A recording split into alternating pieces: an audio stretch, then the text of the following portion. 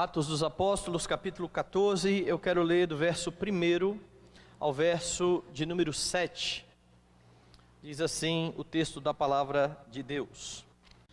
Em Icônio, Paulo e Barnabé entraram juntos na sinagoga judaica e falaram de tal modo que veio a crer grande multidão, tanto de judeus como de gregos.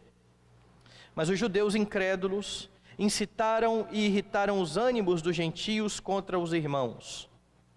Entretanto, demoraram-se ali muito tempo, falando ousadamente do Senhor, o qual confirmava a palavra da sua graça, concedendo que por mão deles se fizessem sinais e prodígios. Mas dividiu-se o povo da cidade. Uns eram pelos judeus, outros pelos apóstolos. E como surgisse um tumulto dos gentios e judeus, associados com as suas autoridades para os ultrajar e apedrejar, sabendo eles, fugiram para Lista e Derbe, cidades da Licaônia e circunvizinhança, onde anunciaram o Evangelho. Vamos orar mais uma vez? Soberano Senhor, nós exaltamos o Pai, o Teu nome. Queremos rogar ao Senhor que o Teu Espírito ministre, ó Deus, ao nosso coração a Tua palavra.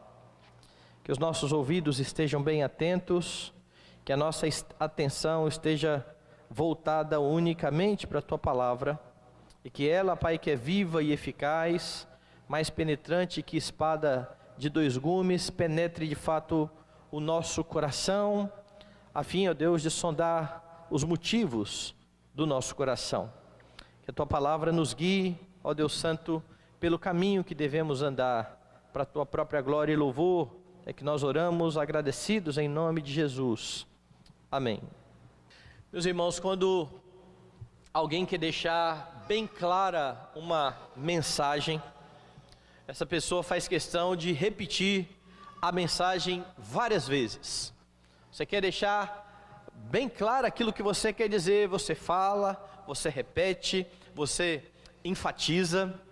E isso aplicado à pregação me faz lembrar de um professor que eu tive, professor de homilética, que dizia o seguinte: quando você vai pregar, você tem que falar o que você vai falar, depois você tem que falar, e depois você tem que falar o que você falou.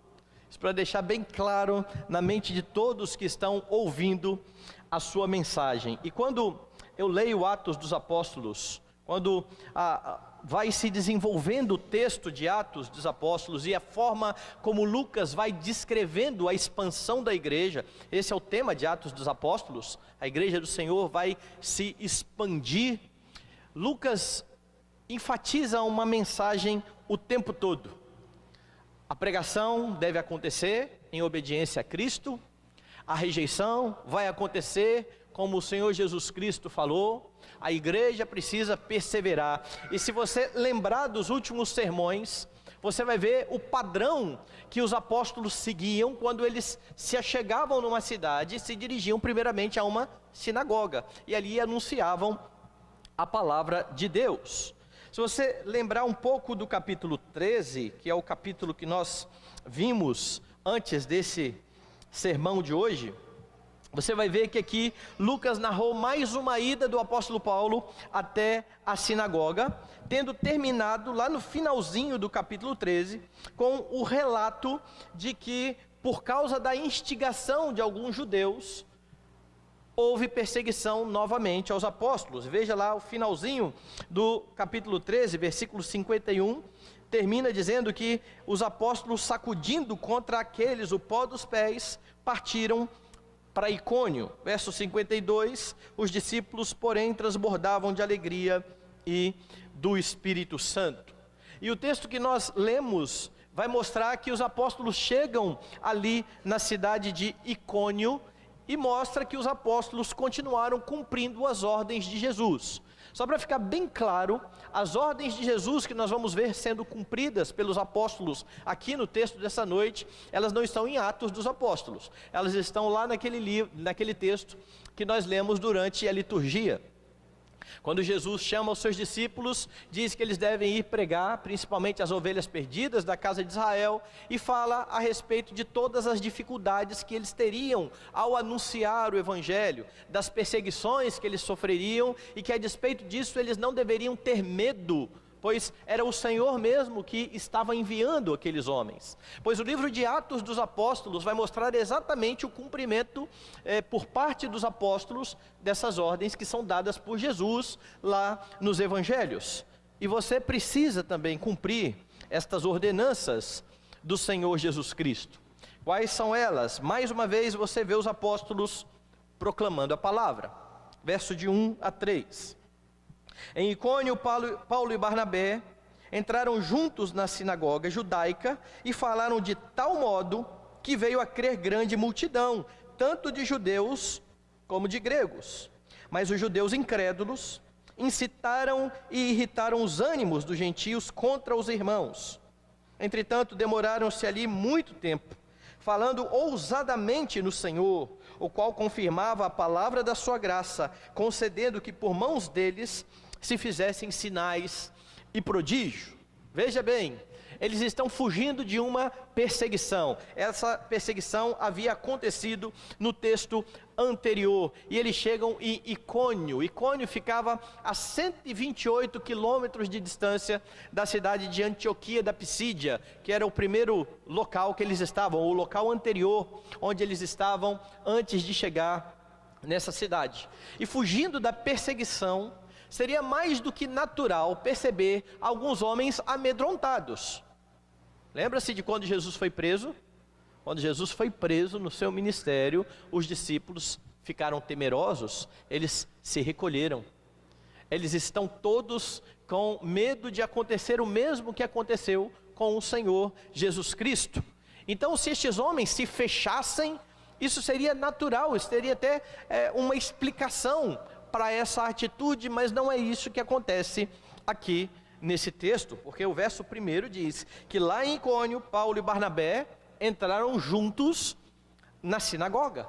De novo eles cumprem o itinerário, eles chegam numa nova cidade, vão até o local onde primeiramente os judeus estão adorando. Eles estão reunidos na sinagoga para a adoração do Senhor. E diz então aqui o versículo 1 que eles, veja a expressão que Lucas usa, eles falaram de tal modo que veio a crer grande multidão, tanto de judeus como de gregos. A expressão aqui de tal modo quer dizer que a pregação deles foi uma pregação poderosa, eles foram persuasivos. Lembra qual é o tema da pregação dos apóstolos? Jesus Cristo é o Messias. Os judeus estão esperando o Messias, os judeus estão na sinagoga lendo a lei todos os sábados, que diz que o Messias virá. Estes homens vão à sinagoga e a pregação então é para provar que Jesus Cristo é esse Messias. Então Lucas diz que o resultado foi uma conversão imensa aqui. Ele diz que foi uma multidão, veja no final do versículo, tanto de judeus como de gentios ou de gregos. O sermão poderoso dos apóstolos, o sermão no poder do Espírito Santo, traz muitas pessoas à fé. O Evangelho está sendo anunciado. O Evangelho, que é o poder de Deus para a salvação de judeus e de gentios. Os apóstolos, mesmo com toda a perseguição, eles não cessam de proclamar a palavra de Deus. E veja o versículo de número 2. Porque aqui você vai ver a narrativa ou a descrição de que junto com a conversão dessa multidão, começa a ocorrer também dificuldades.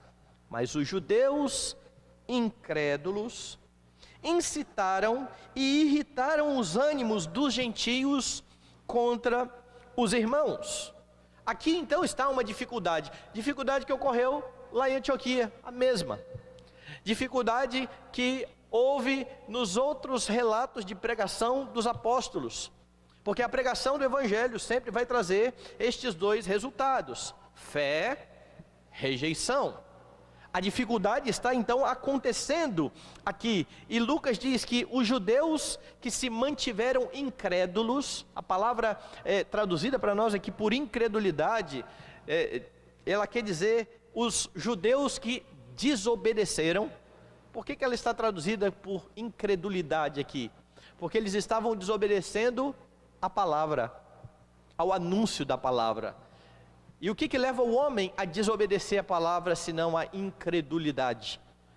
E então Lucas diz, os judeus que eram incrédulos, eles incitam o povo, diante da mensagem proclamada, eles provocam os gentios contra os apóstolos. Eles não querem ouvir a respeito daquilo que aqueles homens têm a dizer sobre o Senhor Jesus Cristo. E a ideia aqui é que eles envenenaram a mente dos gentios contra os apóstolos. Eles começaram a colocar na cabeça dos gentios que aqueles homens não falavam o que era correto. E então, quando eles rejeitam o Messias, automaticamente eles rejeitam também os mensageiros do Messias. E esse é um padrão também que vai ocorrer aqui em Atos. As pessoas não vão rejeitar somente a mensagem, as pessoas vão rejeitar muitas vezes o mensageiro. Então, a dificuldade está acontecendo. O que fazer? Fugiram de uma cidade, continuaram pregando a palavra, de novo se levanta uma oposição. Eles estão desanimados, veja o verso 3. Entretanto, demoraram-se ali muito tempo, falando ousadamente no Senhor, o qual confirmava a palavra da sua graça, concedendo que por mão deles se fizessem sinais e prodígios. Veja como que Lucas faz aqui um contraste. Entretanto, ou seja, mesmo com tudo isso, a despeito de toda a perseguição, a despeito da rejeição, a despeito de estes homens estarem envenenando a cabeça do povo contra os apóstolos, eles ficaram muito tempo naquele lugar. Eles ainda precisam proclamar. O trabalho de anunciar o Messias ainda não foi finalizado. E veja como que Lucas descreve a pregação. Entretanto, demoraram-se muito tempo falando ousadamente. Não há medo. Lembre-se que Jesus lá em Mateus disse exatamente isso. Não temais. Sejam simples como as pombas, prudentes como as serpentes. Eles vão perseguir vocês. Não tenham medo. O que eu estou dizendo a vocês aqui, só para vocês em oculto, diga nos eirados. Não se envergonhem do testemunho a respeito de mim, porque quem me nega diante dos homens, eu também negarei diante do meu Pai que está nos céus. E é esse o resultado daquela pregação de Jesus Cristo lá. Estes homens estão sendo perseguidos, anunciam, recebem mais perseguição, mas eles não cessam de falar ousadamente ou corajosamente, eles não têm medo. Eles querem anunciar o seu Senhor, e Deus confirmava toda essa proclamação com milagres e prodígios. É o que Lucas diz no final do versículo 3, veja lá, o Senhor, o qual confirmava a palavra da sua graça, com os milagres que iam acontecendo por intermédio dos apóstolos. O que estava sendo confirmada era a palavra da graça de Deus. E mais uma vez você precisa lembrar que o objetivo dos milagres aqui em Atos dos Apóstolos é exatamente esse: corroborar a mensagem, demonstrar que aqueles homens que estão falando tão ousadamente a respeito da palavra são mesmo enviados por Jesus, que fazia milagres e que pregava a palavra. O que os discípulos, o que os apóstolos estão fazendo aqui? Eles estão cumprindo as ordens de Jesus, eles estão pregando a palavra. A pregação dos apóstolos, meus irmãos, ela era o poder de Deus para a salvação. O meio que Deus usou para que as pessoas venham a crer no Evangelho foi esse. E é por isso que a pregação ela é tão enfatizada aqui no livro de Atos dos Apóstolos. Como eu disse no início, parece que Lucas não tem um outro assunto. O tempo todo ele está falando de pregação, de rejeição e de perseguição. Chega talvez alguém pensar assim, mas não tem outro assunto, pastor? Talvez a pergunta seja, porque é que Lucas está o tempo todo anunciando ou falando as mesmas coisas. Parece que essa mensagem tem que de fato ficar gravada no coração da igreja, para que a igreja não tente arrumar outras formas de tentar levar pessoas à fé. A forma que Deus escolheu e determinou para que pessoas venham a crer em Jesus Cristo é a pregação da Escritura. E nisso, irmãos, nós não podemos desanimar. A igreja, mesmo com dificuldades, mesmo com problemas, mesmo com pessoas falando contra, ela precisa continuar pregando com fidelidade e entendendo que o Senhor se agrada da pregação. E as pessoas aqui em Atos estão crendo. Uma multidão creu. E o que é interessante aqui é que a crença desse povo não dependeu de uma retórica bonita, mas de uma exposição fiel do Evangelho. É por isso que lá embaixo no verso 3, Lucas está dizendo que com os milagres, Deus estava confirmando a palavra da sua graça. Não estou dizendo com isso que pregadores não precisam querer estudar e se aperfeiçoar para comunicar melhor o Evangelho. Eles precisam fazer isso.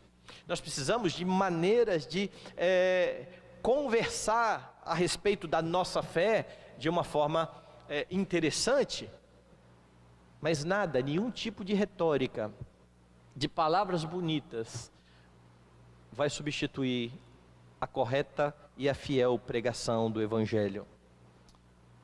Nós precisamos fazer isso como igreja, quando os sermões são pregados, para que a igreja seja instruída. Nós precisamos fazer isso como ovelhas do Senhor, quando queremos ver pessoas se achegando a Jesus Cristo. Nós precisamos ser testemunhas do nosso Redentor, porque para que haja salvação, o homem precisa aprender sobre Jesus Cristo. Às vezes as pessoas acham que a salvação vai acontecer quando os homens se tornarem membros de uma igreja, aderirem a um determinado grupo, seguirem determinadas regras. A salvação se dá pelo conhecimento de Jesus Cristo. Essa era a mensagem dos apóstolos. Jesus Cristo é o Messias e os homens precisam saber isso. Os homens precisam saber que Jesus é o Messias enviado por Deus para viver de forma íntegra a lei do Senhor e para morrer em lugar de pecadores, a fim de que estes encontrem redenção pelo sangue do Senhor Jesus Cristo. E você precisa conhecer a respeito disso, você precisa estudar a respeito disso. Estas coisas têm que estar na sua mente de forma bem clara, para que você possa proclamar com autoridade e com fidelidade. Ou, usando as palavras que Lucas usa aqui para os discípulos, para que você também possa falar ousadamente a respeito da sua fé, corajosamente. Alguns crentes são muito tímidos, eles querem falar, mas eles não estão tão seguros, e talvez muito da nossa insegurança seja exatamente o problema de o conteúdo daquilo que nós estamos querendo falar não está firmado no nosso coração. Nós precisamos conhecer a respeito do nosso Redentor. Lembre, o testemunho de Cristo é poderoso para salvar pecadores. E é a única coisa que Deus usa para salvar pecadores. Mas o testemunho de Cristo, ele traz também rejeição. Muitos continuarão incrédulos e talvez terão o seu coração ainda mais endurecidos quando a mensagem do Evangelho vier. Porque preste bem atenção, estes homens que estão recebendo a mensagem na sinagoga são homens que conhecem as Escrituras.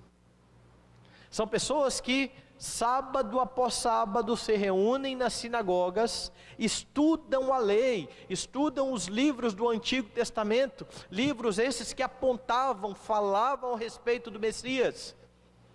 Mas aquele Messias que era proclamado, por alguma razão, do coração destes homens, não era aquilo que eles queriam. Eles queriam um Messias diferente. Querem esse que se revela, que morre e que ressuscita para a justificação. E os homens também, muitas vezes, por mais que pareçam religiosos, pareçam interessados em coisas de Deus, ao ouvirem sobre o Jesus da Escritura, poderão torcer o nariz.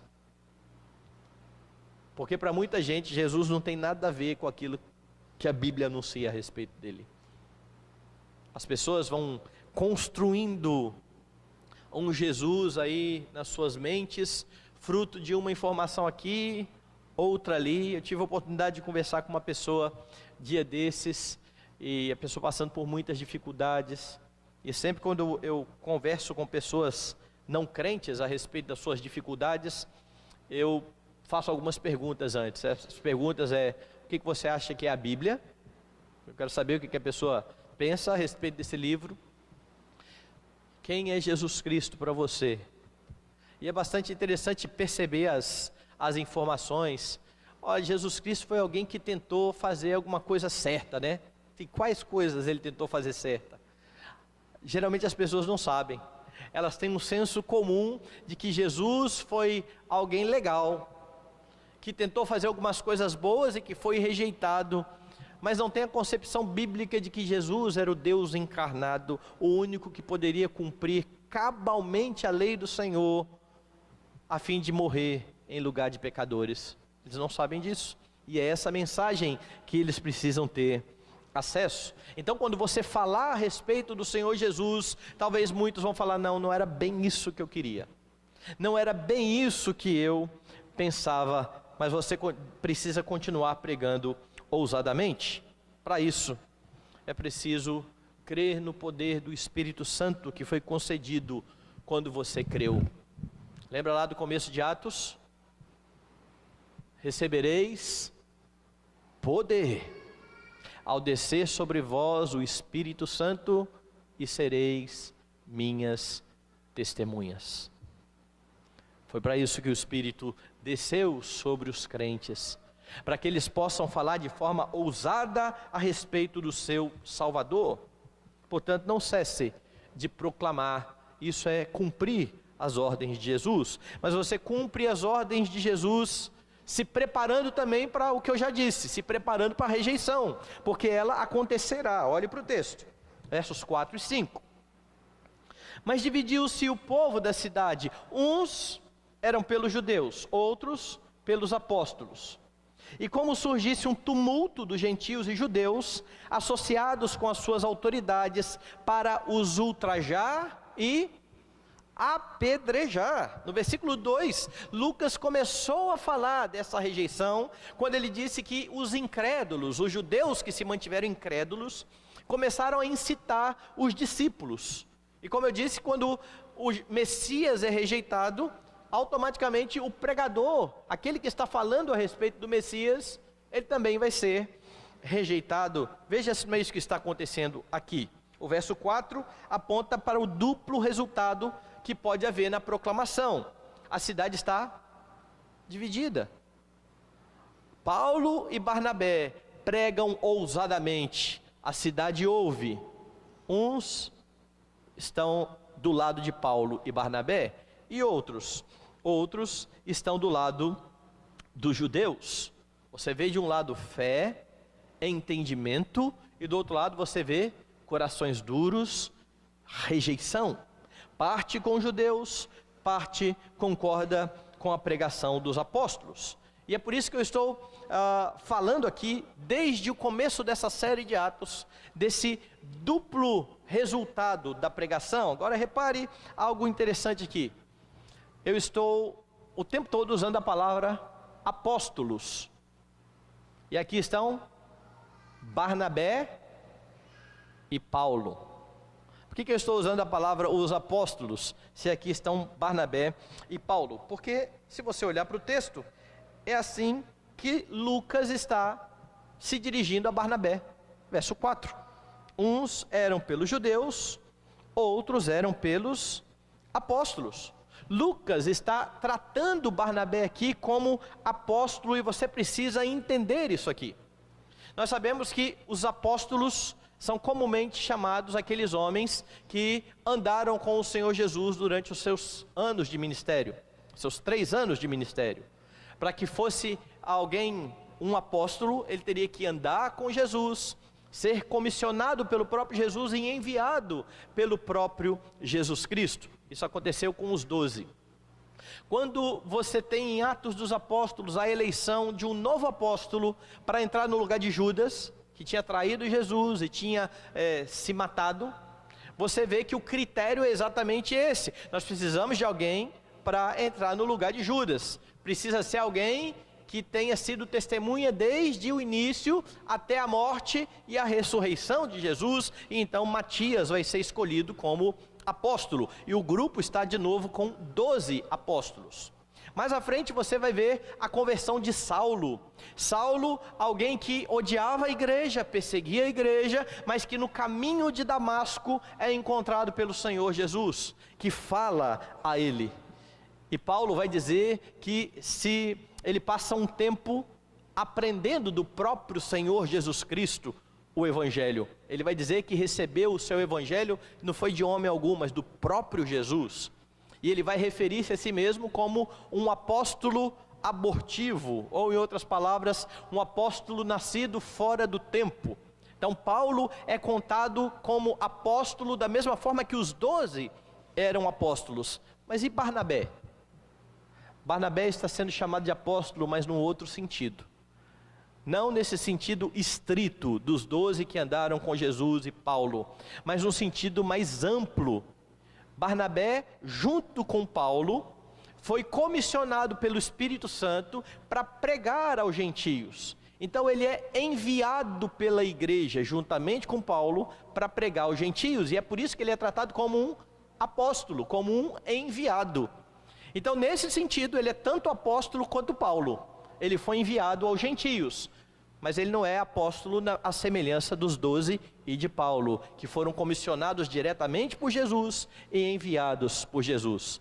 E é só por isso que Lucas está tratando Barnabé aqui como apóstolo, e ele vai se referir uma outra vez aqui a Barnabé como apóstolo.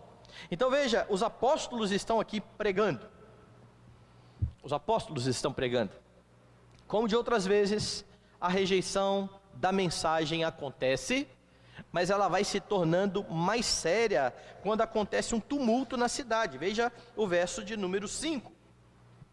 E como surgisse um tumulto dos gentios e judeus, associados com as suas autoridades, para os ultrajar e apedrejar. Primeiro, Lucas diz, houve uma divisão aqui. Alguns estão a favor dos apóstolos, alguns estão a favor dos judeus. Mas agora acontece um tumulto. Agora acontece um tumulto. E esse tumulto acontece juntamente com as autoridades. As autoridades vão se ajuntar a estes que estão perseguindo os apóstolos, possivelmente porque os apóstolos estão sendo vistos agora como pessoas que estão causando um rebuliço na cidade. A cidade estava tranquila até agora, foi só esse pessoal chegar aqui para pregar que começou esta confusão. Você lembra como que estes homens vão ser mencionados em Atos? Aqueles que transtornaram o mundo. E é isso que eles estão fazendo. Eles não, a mensagem. A mensagem poderosa do Evangelho, ela está causando tudo isso na cidade, toda essa divisão, toda esta confusão. Paulo e Barnabé são vistos como perturbadores da ordem e o ataque começa com insultos. É por isso que ele está dizendo aqui que eles foram ultrajados, eles foram insultados. Mas daí a pouco isso começa a ficar ainda mais sério quando as pessoas pegam em pedras para atirar nos apóstolos. Jesus disse que essas coisas aconteceriam, Mateus capítulo 10. Vocês vão ser perseguidos, vocês vão ser levados às autoridades por causa do meu nome, mas continuem pregando. Jesus havia dito que haveria rejeição, estes homens têm que estar preparados, e eles estão. Eles estão tão preparados para a rejeição, que quando eles são rejeitados na cidade anterior, eles vão para a cidade seguinte, pregam e são rejeitados de novo. Mas isso não abala estes homens, como talvez abale muitos de nós, quando nós falamos do Evangelho e as pessoas falam contra a nossa mensagem. E é por isso que você precisa também estar preparado para isso. Porque se você for de fato uma testemunha fiel de Jesus Cristo, mais cedo ou mais tarde, você vai encontrar oposição. Mais cedo ou mais tarde. Por mais legal que você seja. Porque a rejeição não é primariamente contra você. A rejeição é contra a mensagem que você leva.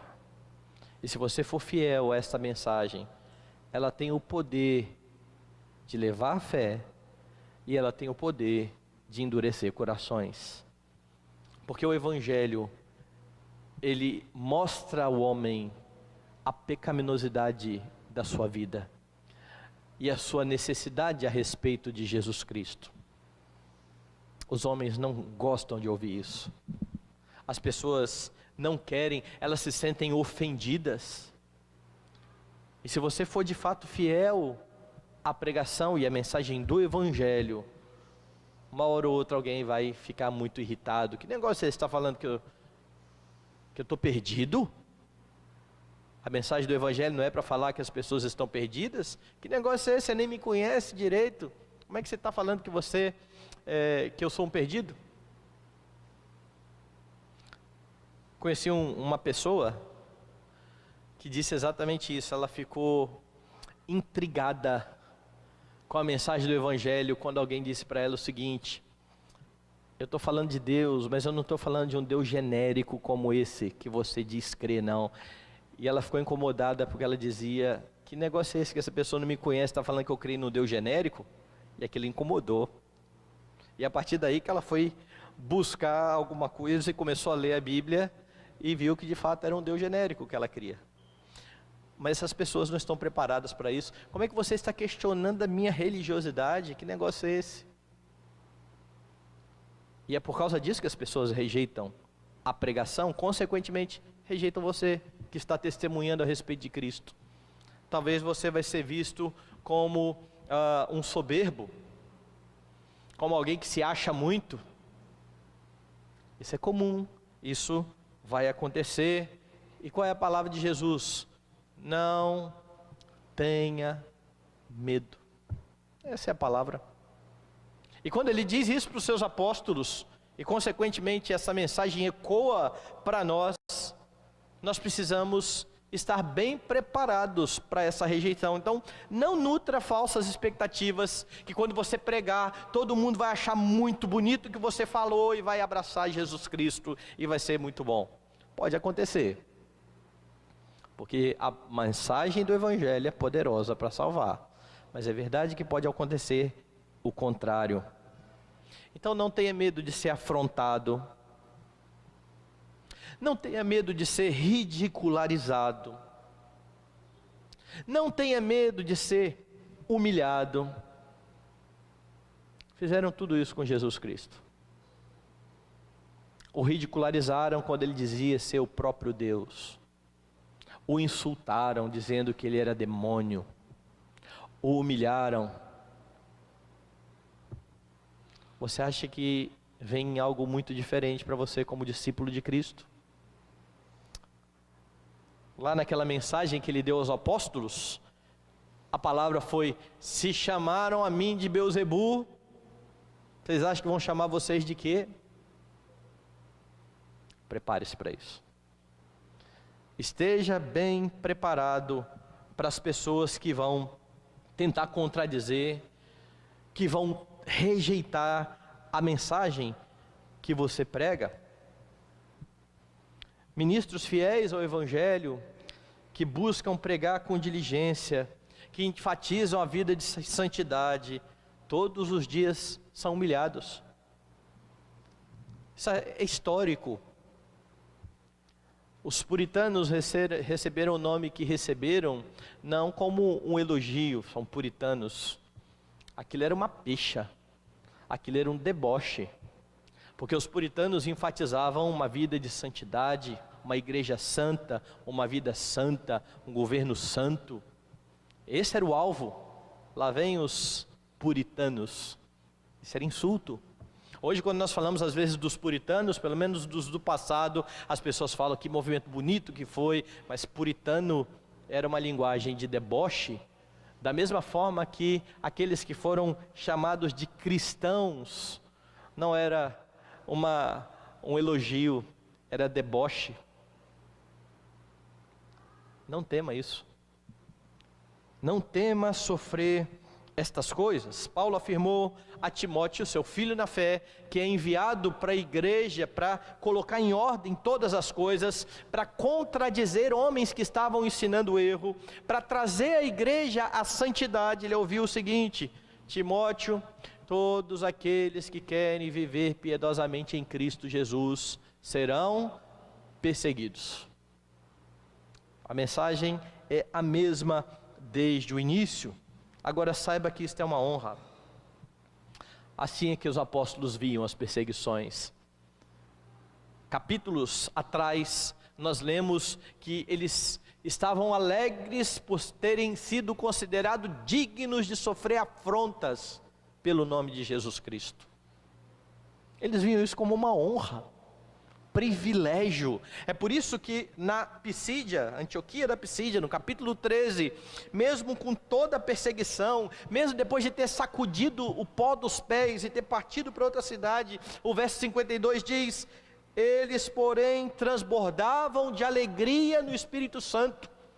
As ofensas, as perseguições, as pedradas não deixavam esses homens tristes. Eles estavam felizes. Mas de novo, eles estavam preparados para isso. Infelizmente, nós nutrimos falsas expectativas da nossa pregação. Considere até mesmo a possibilidade de vivermos um tempo em que nós seremos perseguidos fisicamente, o que não acontece hoje no nosso país. Nós temos muitos irmãos sofrendo mundo afora, sendo mortos, sendo perseguidos por causa da sua fé. Isso ainda não acontece no nosso país. Mas não descarte essa possibilidade. Se você tivesse que sofrer por causa de Cristo, fisicamente, você estaria preparado?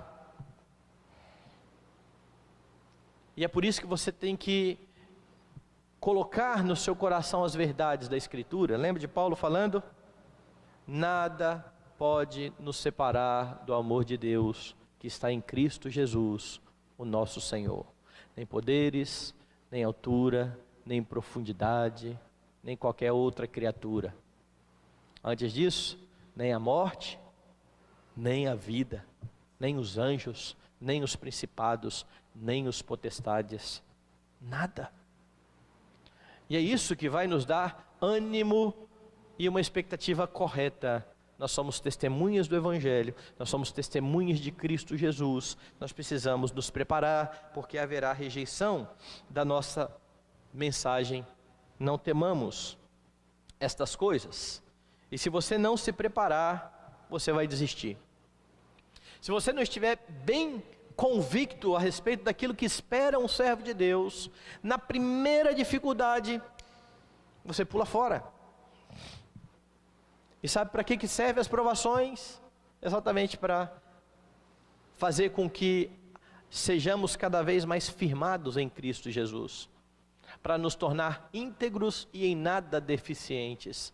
Mas crentes que não têm a perspectiva destas coisas, quando enfrentam dificuldades, eles escapam. Agarre-se no seu Salvador. A proclamação sempre culminará ou em fé ou em rejeição. Não vai ser diferente com o seu testemunho. Obedeça às ordens de Jesus. Prepare-se para isso. Prepare-se para a rejeição. Por último, obedeça às ordens de Cristo, não se expondo de forma desnecessária, mas continue a pregar. Veja o versículo 6 e o verso 7. Sabendo ele se e circunvizinha, onde anunciaram o Evangelho. É assim que começa o texto e é assim que termina o texto. Eles chegam em Icônio, na sinagoga, de tal modo que as pessoas pregam. Eles são recebidos, são rejeitados, vão para outra cidade e pregam o Evangelho. Os últimos versículos aqui do texto apontam para as ordenanças de Jesus. Vimos até agora, já tinha sido ordenado por Jesus e anunciado pelo Senhor Jesus Cristo. Vocês vão pregar, vai haver rejeição, vai haver perseguição. Sejam prudentes. Seguirem vocês, fujam para outra. Aconteceu em Antioquia. Perseguiram em Antioquia, dos pés, na sinagoga, foram. Vamos para outra cidade. Continue a pregar. E aqui é que não se expondo de forma de. Vocês precisam ser prudentes. Ali da prudência da serpente, vem exatamente a serpente saber o. Não é isso que faz? Ela se enrola. Muita paciência. Prudência. Por que ela precisa ser prudente? A serpente dá e ela se estica, ela está exposta. Se você olhar aqueles canais lá de assinatura de animal, vocês vão ver isso. Quando ela está exposta, é a hora que o predador, se ela não der o bote certo, pode pegá-la. Então ela tem que esperar o tempo certinho para não se expor de forma desnecessária. É isso que Jesus está dizendo para os discípulos. Perseguiram vocês num lugar, fujam para outra, continue pregando.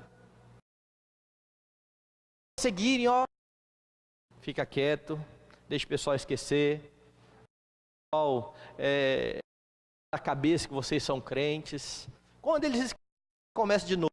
Nenhuma, fuja, continue a pregar. Indo pelo mundo, pregai o evangelho a toda criatura. Os homens estão aqui a fazer. Veja, sabendo que a multidão está ali pegando em pedra, apedrejá-los, sabendo eles, fugiram para Listra e Derbe, cidades da Licaônia e circunvizinhança. Eles fogem para uma cidade que está a 32 quilômetros de distância, Listra, e depois eles vão para Derbe, que é um pouco. Então fugir desse tipo de situação perigosa passa a ser algo comum na vida dos. Eles sabem o que vai acontecer. Eles sabem que eles vão chegar em algum lugar, daí a pouco a perseguição vai se levantar. Um dos missionários que a nossa igreja apoia, eu não ouvi isso dele, eu ouvi isso de um amigo dele e amigo meu. Uma vez eu perguntei a respeito dele, vou falar o nome dele que depois vai para o YouTube. Está num país muito complicado. Eu perguntei a respeito dele para um missionário amigo meu. Eu falei, fulano de tal, como é que é fulano de tal? Eu falei, rapaz, fulano de tal é um missionário, e a expressão que ele usou é sangue nos olhos. Uma região muito difícil, de muita perseguição. Ele estava numa região onde havia a perseguição do Estado Islâmico. O Estado Islâmico já tinha tomado várias casas da cidade onde ele morava. E o pessoal para que os missionários fossem embora da cidade. E ele falou, eu não vou enquanto não tomar a casa aqui do meu lado. E não saiu da cidade, continuou lá e continuou pregando, até que, pela providência de Deus, as coisas mudaram e o pessoal lá do ISIS foi expulso daquela região, mas ele não arredou o pé. E aí eu fico pensando aqui, mas o que passa na cabeça de um camarada desse? Talvez exatamente isso, ele sabe para onde ele está indo. Ou o que um missionário que está indo para o meio de mundo espera? Será que ele espera que vai ser recebido lá com honras? Ele sabe que é isso. Ele sabe que o chamado dele é para aquilo lá e ele precisa pregar. Ele não vai se expor de forma desnecessária, mas ele também não vai ficar lamentando e murmurando. A perseguição virá, Deus está com ele.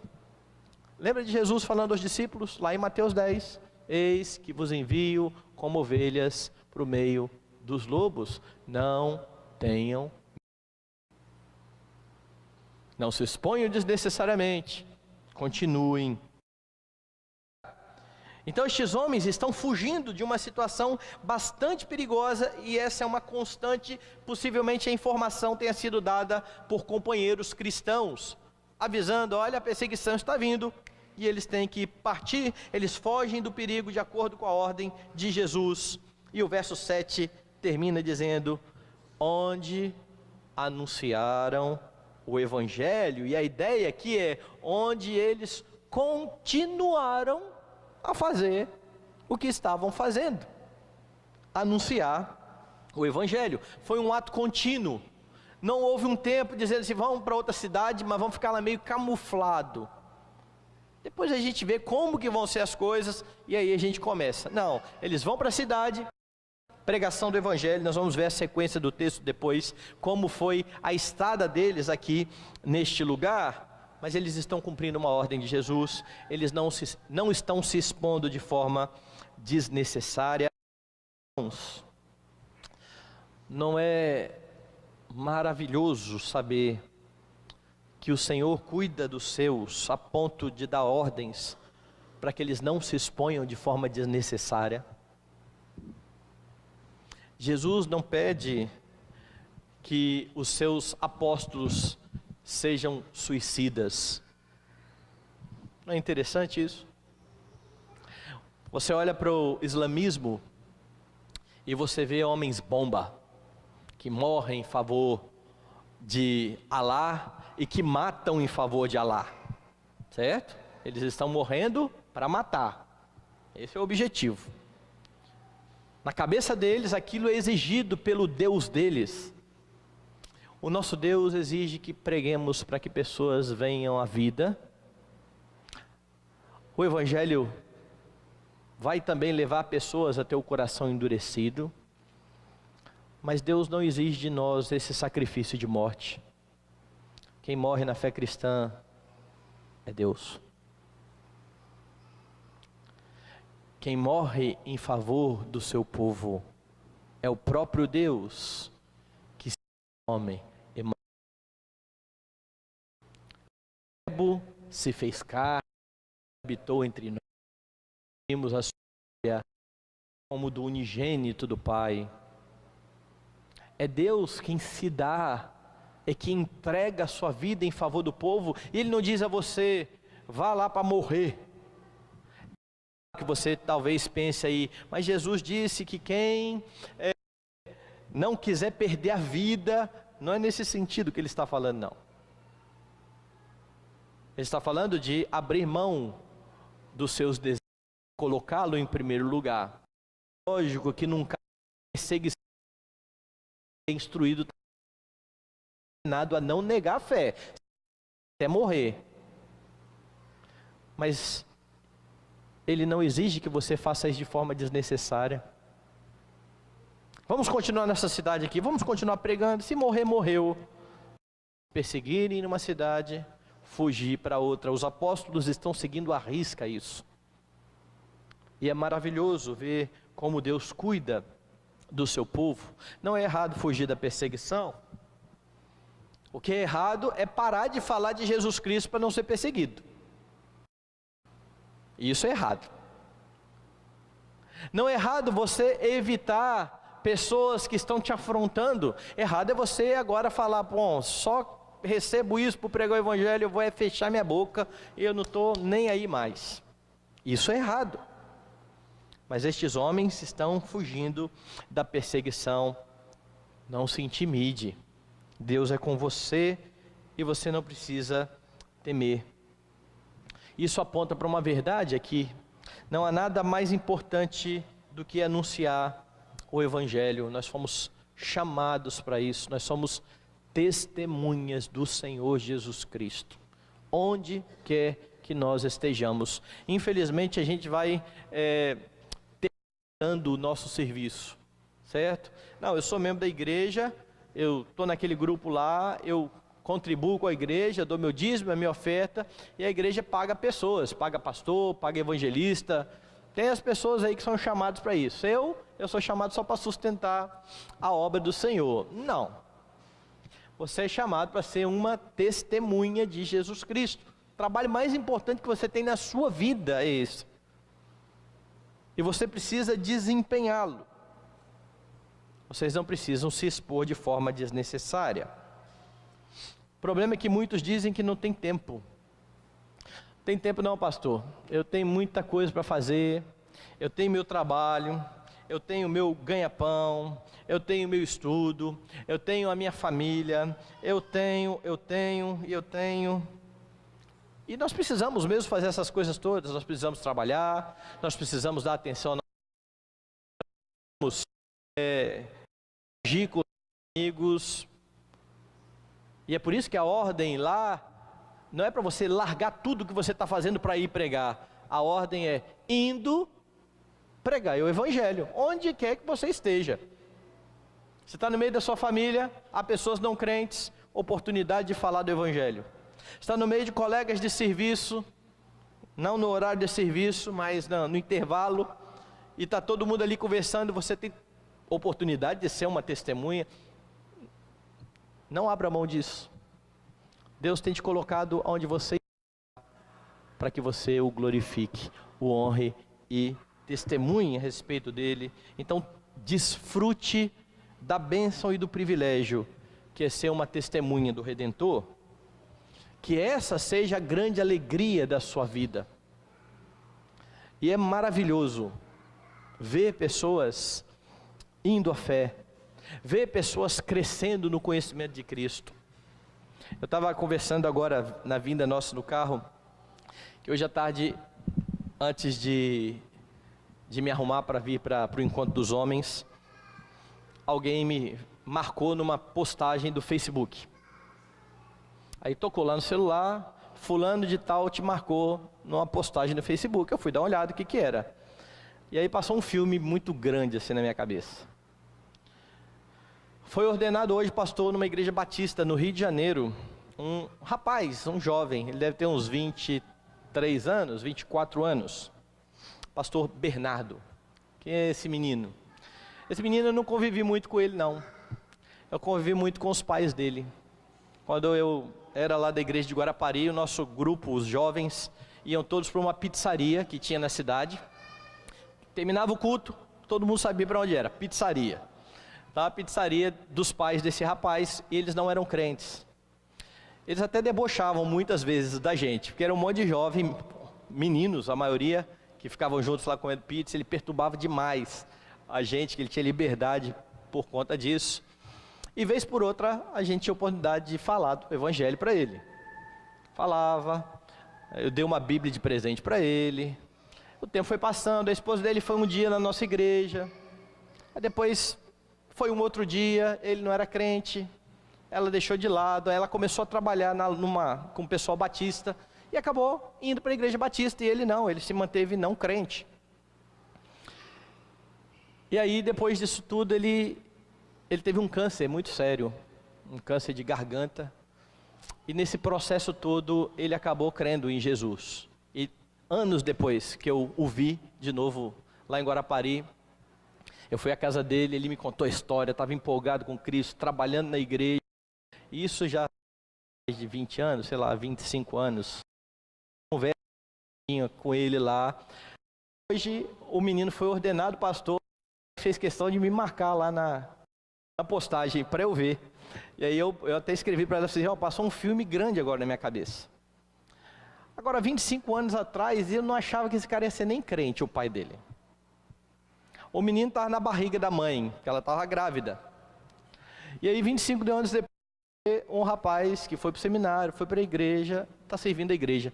Eram as fotos da primeira vez que ele estava pregando e ministrando a ceia. Isso é um privilégio. Saber que Deus está agindo na história é uma bênção.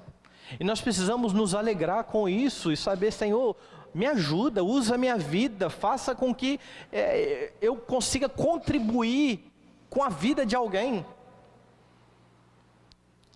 Anime o Evangelho. Nós somos cooperadores de Deus, é assim que Ele nos trata. cooperadores de Deus. Aonde? Lá no seu serviço, lá no seu condomínio. Não é só aqui na igreja, não é só no seminário, não é só indo para missões entre os muçulmanos, é onde quer que você esteja. Você não precisa se expor desnecessariamente, mas você precisa ser uma testemunha fiel do Senhor, e que você encontre alegria em fazer isso. O que você tem então aqui nesse texto são os discípulos cumprindo ordens que você também precisa cumprir. Primeira delas, proclame a palavra. Não cesse de fazer isso. Não cesse de mostrar ao mundo que a palavra de Deus fala a respeito do amor daquele Deus que enviou o seu próprio Filho para que todo aquele que mas tenha vida eterna. Aponta para Jesus Cristo, proclame a Cristo. Prepare-se para a rejeição. Jesus nunca disse que seria fácil ser. Muitas vezes acontece, um planta, outro rega, Deus dá o crescimento. Lá na frente, talvez você tenha notícia, como eu tive o prazer de ter hoje, pela providência de Deus, porque eu ia falar a respeito dessas coisas. Mas talvez a gente nem fique sabendo de nada. Mas saiba, haverá rejeição, muitos rejeitarão o Evangelho. Não desista, não se expõe, continue pregando. É preciso saber que há momentos de prudência. Entretanto, as perseguições, ainda que não cheguem ainda a ser físicas na nossa nação, nunca serão razão para pararmos de pregar o Evangelho. Você é chamado para ser testemunha. Jesus Cristo pregou, Jesus Cristo foi rejeitado, Jesus Cristo foi fiel até a morte, e morte de cruz. O que Ele diz para você não fazer, é fugir, Ele não fez. O que Ele diz para você fazer, que é fugir da perseguição, Ele não fez, Ele se entregou. E essa é a palavra. Ninguém tira a minha vida, pelo contrário, eu espontaneamente a dou. Tem autoridade para dar e tem autoridade para reavê-la. Essa autoridade eu recebi do meu Pai e Ele faz isso, para que você possa crer, para que você possa se arrepender dos seus pecados, para que você possa ser reconciliado com o Pai. Então, por amor ao seu Salvador, coloque em prática aquilo que Ele tem ordenado para a glória dEle. Alegre-se com esse privilégio de poder servir a Cristo. E lembre-se, diante das perseguições e da rejeição, Ele está com você todos os dias e continuará assim até a consumação dos séculos.